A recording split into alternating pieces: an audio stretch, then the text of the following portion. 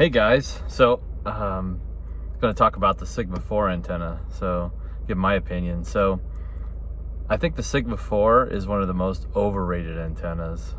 Now I know a lot of people love the antenna, so I'm probably going to get a lot of hate for this. But I did back-to-back comparisons of antennas back in the day. I got a Antron 99, I got the Alpha V5/8, which is basically, a 5/8 wave ground plane.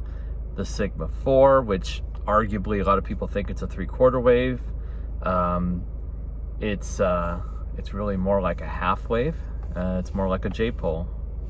So the gain is more likely a half wave. I think what throws everybody off, and this is my theory of why a lot of people think the Sigma IV does better than some of the other antennas, is because its starting point is higher. In other words, okay, so if you measure the antenna from the base, let's say the antenna was 25 feet off the ground. Okay, so you have the half-wave Antron 99, that's like 16 or 18 feet long, right? But figure it's very easy to manage. Like, that's a very light antenna. I could actually mount that 10 feet higher because it's so light, and tip to tip for a Sigma IV is about the same, right? Just keep that in mind, okay? I'm getting to why I'm bringing this up. Then you got the 5/8 wave, which is a little longer, obviously about 20 feet, 22 feet. So it's a little taller, but imagine the base is still, in my example, whatever, 20, 25 feet, whatever you want to do. But you want to compare when you're comparing antennas, you usually measure the base of the antenna, the height to be the same, and then you're comparing it, right? Okay, then you got your Sigma IV. But here's the thing, a lot of people, Sigma IVs are extremely heavy, big, hard to install. I mean, they're just huge, right? So you can't even mount them as high.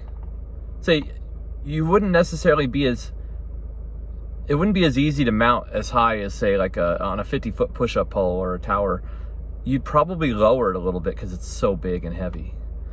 But here's the thing, though. Where it starts radiating is the ring, right? That's kind of the starting point, the ground, right? So above that, that's why I'm saying it's kind of like a J-pole.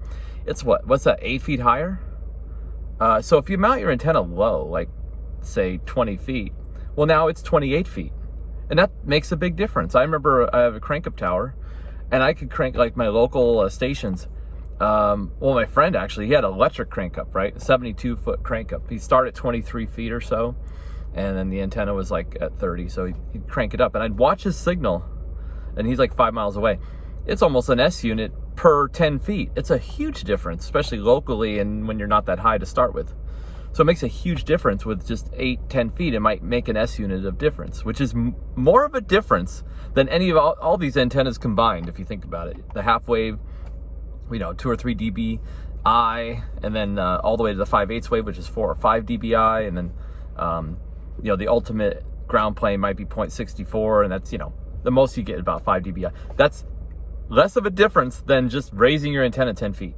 So at the end of the day, when I did all this comparisons, I should say, I found that if you mount your antenna higher, like the Antron 99, 10 feet higher, and it's about tip to tip, it was the same, because either way, it's a half wave at the same height.